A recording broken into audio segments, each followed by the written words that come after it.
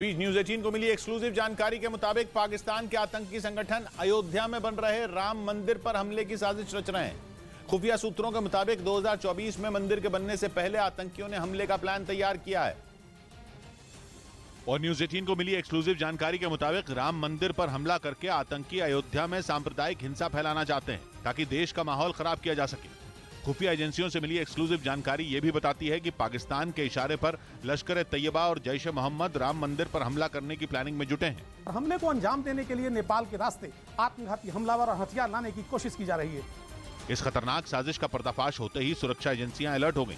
अयोध्या समेत कई दूसरे शहरों की निगरानी बढ़ा दी गई क्योंकि खुफिया एजेंसियों के मुताबिक पाकिस्तान ने न सिर्फ अयोध्या को बल्कि दूसरे शहरों को भी दहलाने की साजिश रची है।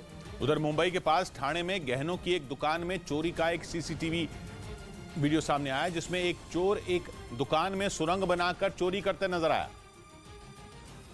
जिसका वीडियो वायरल हो गया, जिसमें सुरंग के सहारे चोर दुकान में घुसता नजर आया। इसके बाद वो टॉर्च की रोशनी में दुकान का कोना कोना छानता दिखा। हालांकि उसके हाथ कुछ नहीं लगा और दुकान के मालिक ने उसे रंगे हाथ पकड़ लिया। फिर उसकी पिटाई की गई और बाद में पुलिस के हवाले कर दिया गया।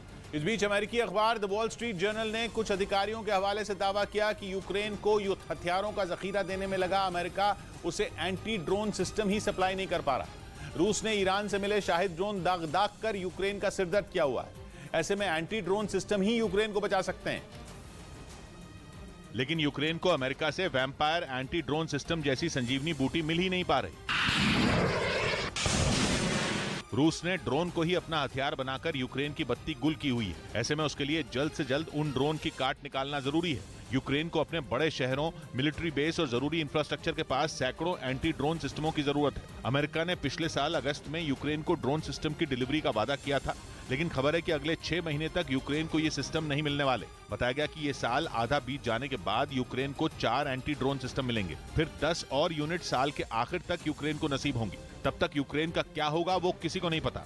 इधर दिल्ली के उपराज्यपाल वीके सक्सेना ने कंझावला मामले में पीड़ित परिवार को 10 लाख रुपए मुआवजा देने के प्रस्ताव को मंजूरी दे दी और पीड़ित परिवार को पूरी मदद का भरोसा भी दिया। अंजलि के परिवार को मुआवजा देने का प्रस्ताव केजरीवाल सरकार ने एलजी के पास भेजा था, जिस पर उन्होंने मोहर लगा दी। दिल्ली के कंझावला इलाके में 1 जनवरी की रात कार से घसीटे जाने की वजह से अंजलि की मौत हुई थी।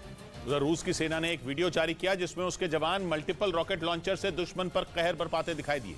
रूस का दावा है कि इस हमले में जेलेंस्की की सेना को भारी नुकसान उठाना पड़ा क्योंकि उसकी फौज ने यूक्रेन के सैनिकों पर चुन चुन कर रॉकेट दागे। सामने आए वीडियो में एक मल्टीपल रॉकेट लॉन्चर दुश्मन पर रॉकेट की बारिश करता दिखाई दिया। रूसी सेना का दावा है कि उसने कुछ ही देर में ताबड़तोड़ हमले कर यूक्रेन की सेना को तगड़ी चोट पहुंचाई। दावा तो यहां तक किया गया कि यूक्रेन का एक हथियार गोदाम भी तबाह हो गया। हालांकि रूसी सेना ने यह हमले किस इलाके में किए इसकी जानकारी उसने नहीं दी, लेकिन उसकी तरफ से यह दावा जरूर किया गया कि एक दिन में ही उसने यूक्रेन के 5 लड़ाकू विमानों को भी ढेर कर दिया।